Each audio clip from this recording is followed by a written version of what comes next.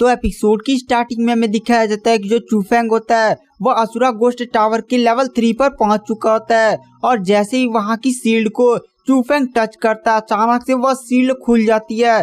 चूफेंग यह नजारा देखकर काफी ज्यादा खुश हो जाता है और तुरंत असुरा गोस्ट टावर के 3rd फ्लोर में आगे बढ़ने लगता है। कुछ देर ट्रेवल करने के बाद वहां पर आग की वर्षा हो रही पर चूफेंग फाइनली वहां के लास्ट डोर तक पहुंच जाता है।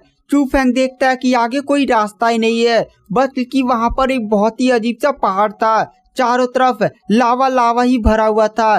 चूफेंग कहता है क्या इस असुरा गोस्ट टावर के 4th फ्लोर पर जाने के लिए मुझे इस लावा से होकर गुजरना पड़ेगा? आखिर यहाँ पर एंट्रेंस क्या है 4th फ्लोर का?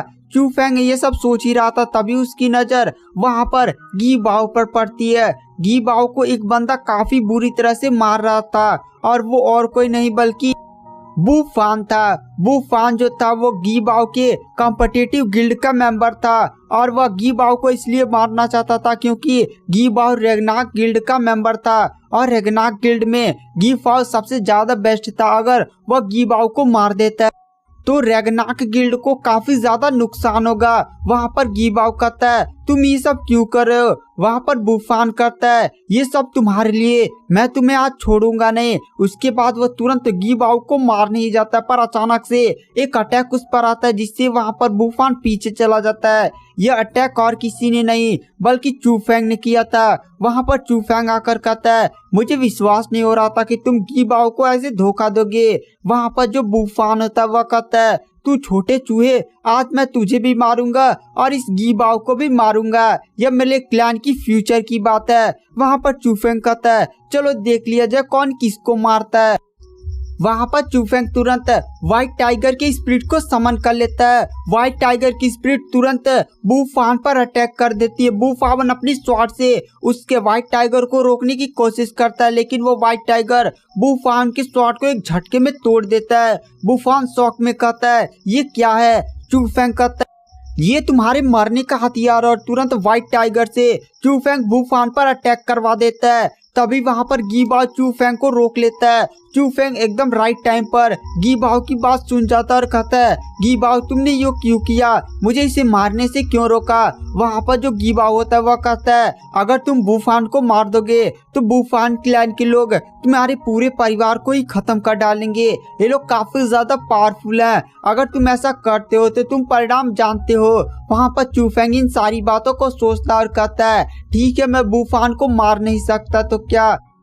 चूफेंग कहता है मैं इसे कंपटीशन से उठाकर फेंक तो सकता हूँ। चूफेंग व्हाइट टाइगर से कहकर बुफान को उठाकर सीधे 3rd फ्लोर से असुरा गोस्ट टावर के नीचे फेंक देता है। उसके बाद जो चूफेंग होता है वह गी बाओ के पास जाता है और कहता है गी बाओ तुम ठीक तो ना? वहाँ पर गी बाओ कहता हाँ चूफेंग मैं ठीक हूँ। गी बाओ चूफेंग की हेल्प के लिए धन्यवाद बोलता है। चूफेंग कहता है चलो मैं तुम्हें 4th फ्लोर पर लेकर चलता हूँ। वहाँ पर गी बाओ कहता नहीं मैं काफी ज्यादा घायल हो चुका हूँ, अब मुझे असुरा गोस्ट टावर से जाना चाहिए। अगर मैं आगे बढ़ता रहा तो पक्का मेरी मृत्यु हो सकती है। और वहाँ पर जो गी बाओ होता है वह चूफेंग को जाते जाते कहता है चूफेंग असुरा गोस्ट टावर के 4th फ्लोर पर जाने का रास्ता इस लावा से होकर जाना है, लेकिन इस लावा को पार करना बहुत ही ज्यादा मुश्किल है क्योंकि अगर हम नॉर्मली इस लावा में पैर रखेंगे तो तुरंत जलकर भस्म हो जाएंगे। वहाँ पर चूफेंग कहता है तुम इसकी टेंशन मत करो। वहाँ पर गी बाओ कहता है क्या तुम सच में इस लावा से गुजरने वाले हो? चूफेंग तुरंत वहाँ पर बैरियर टेक्निक को एक्टिवेट कर देता है और बैरियर टेक्निक की मदद से वह लावा में धीरे धीरे उतरने लगता है और लावा के अंदर वो पूरे तरह के समा जाता है। वहाँ पर गी बाओ चूफेंग की इस काबिलियत को देखकर काफी ज्यादा शॉक हो जाता है और कहता है 100 सालों में ऐसा पहली बार हुआ है कि कोई असुरा गोस्ट टावर के 4th फ्लोर पर जाने में कामयाब हुआ है। गी बाओ काफी ज्यादा शौक में था और इधर हमें असुरा गोस्ट टावर के एंट्रेंस पर दिखाया जाता है जहाँ पर बुफान सीधे जाकर जमीन पर गिरता है। उसके क्लैन के लोग यह देखकर काफी ज्यादा शॉक हो जाते हैं और थोड़ी देर बाद वहाँ पर गी बाओ भी असुरा गोस्ट टावर के एंट्रेंस से बाहर निकलता है। वहाँ पर गी बाओ के भी क्लैंस के लोग उसके पास आते हैं और उसकी हेल्प करते हैं। वहाँ पर जो एल्डर होते हैं वो गी बाओ के पास आते हैं और कहते हैं अब तुम दोनों बाहर आ चुके हो, तुम दोनों ही यहाँ के सबसे ज्यादा टैलेंटेड बंदे थे। अब चलो तुम दोनों में ही से ही कोई विनर होगा। वहाँ पर जो गीबाऊ होता है वो एल्डर्स को रोकता और कहता है कोई और भी अंदर है। वहाँ पर एल्डर कहते हैं क्या कोई और भी अंदर है? वहाँ पर गीबाऊ कहता हाँ, उसका नाम चू फेंग है। चू फेंग का नाम सुनकर वहाँ पर एल्डर्स काफी ज्यादा शॉक हो जाते हैं और कहते हैं ये चू फेंग कौन है और वह कौन सी गिल्ड का है?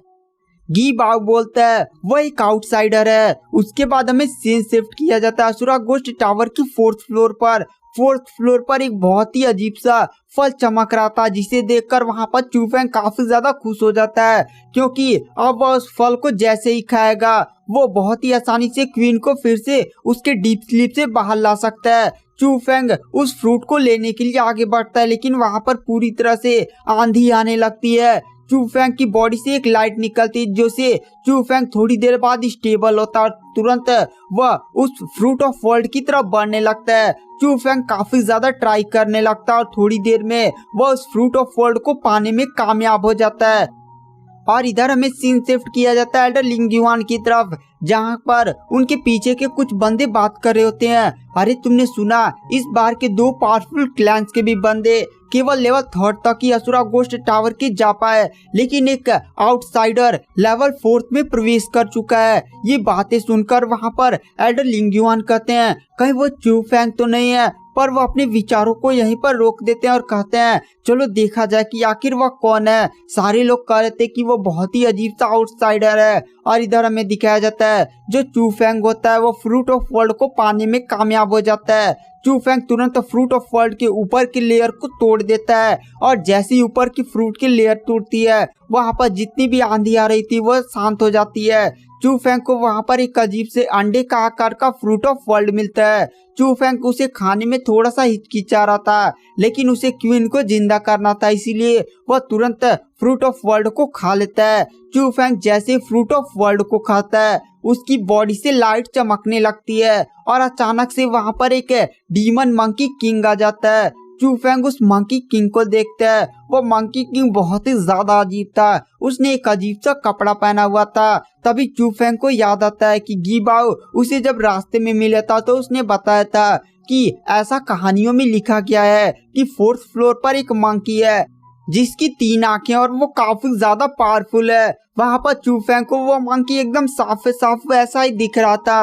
वह मंकी चू फेंग के पास आता और कहता है आखिर किसी ने इस असुरा गोस्ट टावर के 4th फ्लोर पर आने में सक्षम हो गया है। अब मैं सच में आजाद हो जाऊंगा। मुझे विश्वास नहीं होता, मैं 100 सालों तक यहाँ पर कैद रहा हूँ, कोई भी 100 सालों तक नहीं आया है। इन हवाओं में मैं कैद रहा हूँ। तुम जानते हो ना यहाँ पर कितना ज्यादा घुटन हो रही थी। वहाँ पर वो मंकी चू फेंग से कहता है कि अगर तुम मुझे यहाँ से बाहर जाने में मदद करते हो तो मैं तुम्हें 2 सालों के अंदर ब्लू स्पिरिचुअलिटी वाला बंदा बना दूंगा। तभी वहाँ पर क्वीन की चू फेंग की माइंड में आवाज आती है अरे ये भी बंदा तुम्हारा मास्टर बनना चाहता है क्या? चू फेंग तुरंत वहां से गायब होकर अपने स्पिरिचुअल वर्ल्ड में पहुंच जाता है, जहां पर वो क्वीन को देखकर काफी ज्यादा शौक था और कहता है अरे कौन हो तुम भाई? वहाँ पर वो लड़की बोलती है अरे मैं क्वीन हूँ। चू फेंग कहता है लेकिन तुम क्वीन कैसे हो सकती हो? क्वीन तो छोटी थी, वो अचानक से इतनी बड़ी कैसे हो सकती है? वहाँ पर वो लड़की चू फेंग को बताती है जैसे जैसे मुझे हाई लेवल के रिसोर्सेज मिलते जाएंगे और तुम्हारी कल्टीवेशन बढ़ती जाएगी मैं अपने असली रूप में आने लगूंगी। वहाँ पर चू फेंग कहता है अच्छा तो ठीक है, ये फ्रूट ऑफ वर्ल्ड क्या इतना ज्यादा खास था? वो लड़की बोलती है ये फ्रूट ऑफ वर्ल्ड नहीं बल्कि सूरा वर्ल्ड का फ्रूट था। वहाँ पर चू फेंग कहता है ये सूरा वर्ल्ड क्या होती है? वहाँ पर क्वीन चू फेंग को बताती है कि 7 सबसे पावरफुल रियलम्स है, demons, devils, immortals, Buddhas, ghost, beast and suras. और इनमें से जो सुरास है वो सबसे ज्यादा पावरफुल है और इन्हीं से ये सूरा स्पिरिट वर्ल्ड का फ्रूट इस असुरा गोस्ट टावर में था। चू फेंग कहता है ये असुरा गोस्ट टावर और सुरास का कोई कनेक्शन है क्या? वहाँ पर क्वीन बताती है हाँ, ये जो असुरा गोस्ट टावर है वो सूरा के स्पिरिट वर्ल्ड से ही आया है। लगता है किसी घटना के कारण यह सूरा के स्पिरिट वर्ल्ड से निकलकर यहाँ पर आ गया है। चू फेंग कहता अच्छा यार। और इधर हमें बाहर दिखाया जाता है वो जो मंकी किंग था वो चू फेंग को हाथ मार कर देखता है कि चू फेंग तो अजीब से निद्रा में है। चूफेंग को जगा रहा था। चूफेंग अचानक से अपनी आंखें खोलता है। वो मंकी भी डर जाता और कहता है, अरे तुम कहीं मर जाते हो, फिर से जिंदा तो नहीं हो जाते हो? आखिर तुम ये कर क्या रहे हो? तुम तो मुझे डरा ही दे रहे हो। अच्छा चलो ये सब छोड़ो, पहले मुझे बताओ कि जो मैंने तुम्हें ऑफर दिया है, क्या तुम्हें वो ऑफर मंजूर है? जल्दी से जल्दी बताओ। वहाँ पर चूफेंग कहता है, तुमने कौन सा ऑफर दिया है? वहाँ पर मंकी बोलता है, अरे तुम पागल हो चुके हो क्या? मैंने कहा कि मैं तुम्हें 2 सालों के अंदर ब्लू स्पिरिचुअलिटी तक पहुँचा दूंगा।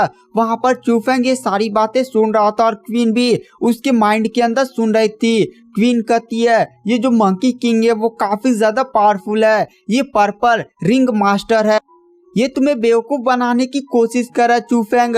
ब्लू लेवल तक तो मैं तुम्हें पहुंचा सकती हूँ, तुम इससे कुछ बड़ा मांगो। रुको रुको 2 मिनट में सोचती हूँ। वहाँ पर क्वीन कुछ सोचने लगते और फिर कहते, चूफेंग इससे बोलो कि ये तुम्हें ब्लू रिंग मास्टर तक पहुँचा दे। वहाँ पर चूफेंग कहता है, ठीक है। वहाँ पर जो चूफेंग होता है वो मंकी किंग से कहता है, मैं तुम्हारी कल्टीवेशन को जानता हूँ, तुम एक पर्पल रिंग मास्टर की लेवल तक हो और ये काफी खतरनाक लेवल है, शायद ही यहाँ पर कोई इतना ज्यादा पावरफुल होगा। तो मैं तुमसे कहता हूँ कि तुम मुझे ब्लू स्पिरिचुअलिटी तक नहीं बल्कि ब्लू रिंग मास्टर तक पहुँचाओगे केवल 2 सालों के अंदर। अगर तुम्हें यह शर्त मंजूर है तो ठीक है, मैं तुम्हारे साथ कॉन्ट्रैक्ट कर कर तुम्हें यहाँ से बाहर ले जाने के लिए तैयार हो। वहाँ पर वो मंकी होता है, वो चूफेंग की बातों को सुनकर कहता है, अगर किसी और ने यह मेरे सामने बोला होता तो कब की उसकी कब्र खुद चुकी होती, लेकिन तुम काफी ज्यादा टैलेंटेड लग रहे हो। ठीक है, मैं तुम्हारी शर्तों को मानता हूँ। और तुरंत वो चूफेंग की बॉडी में चला जाता है। और इधर हमें दिखाया जाता है गीबाओ के गिल्ड के लोग और बुफान के गिल्ड के लोग आपस में बहस कर रहे होते हैं। गीबाओ ने यहाँ पर बता दिया था कि बुफांग उसे अंदर मारने की कोशिश कर रहा था, अगर चूफेंग वहाँ पर नहीं होता तो बुफान ने उसे जान से ही मार दिया होता। वहाँ पर एक एल्डर आ जाते हैं जो गीबाओ के गिल्ड के होते हैं और कहते हैं, इस सभी बातों पर बाद में फैसला लिया जाएगा। चूफेंग हमारे गिल्ड में ज्वाइन होगा, किसी को आपत्ति तो नहीं है।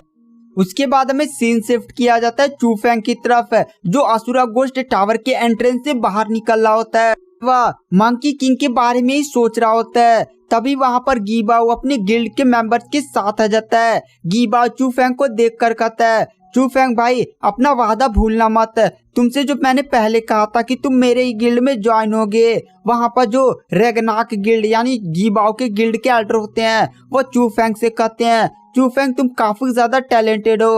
और कुछ वर्ड वो बोल पाते, चूफेंग तुरंत उनके सामने झुक जाता और कहता है, मैं आपके गिल्ड में ज्वाइन होना चाहता हूँ, और क्या आप मुझे व्हाइट स्पिरिचुअलिटी का कोट देंगे और आप मुझे अपने गिल्ड में ज्वाइन करेंगे? वहाँ पर वो एल्डर बोलते हैं, चूफेंग तुम काफी ज्यादा टैलेंटेड हो, तुम्हारे लिए व्हाइट काफी ज्यादा लो है, मैं तुम्हें सीधे ग्रे पर प्रमोट करता हूँ। चूफेंग ये एल्डर की बात सुनकर काफी ज्यादा शौक में था, क्योंकि ग्रे बहुत ही कम लोगों के यहाँ पर पास था, यहाँ तक कि उसके टीचर के भी पास ग्रे कलर के क्लोथ नहीं थे, मतलब वो काफी ज्यादा एक हाई रैंक था। उसके बाद जो रेगना के गिल्ड के एल्डर होते हैं वो चूफेंग के मास्टर के पास जाते हैं। वहाँ पर एल्डर लिंगयुआन जैसे ही रेगना के गिल्ड के एल्डर को खुद यहाँ पर चल कर आते हुए देखते हैं, वो काफी ज्यादा शौक हो जाते हैं। रेगना के गिल्ड के एल्डर जो होते हैं वो चूफेंग के मास्टर के पास जाते हैं और उन्हें रेगना के गिल्ड में ज्वाइन होने के लिए कहते हैं। रेगना के गिल्ड में ज्वाइन होने को सुनकर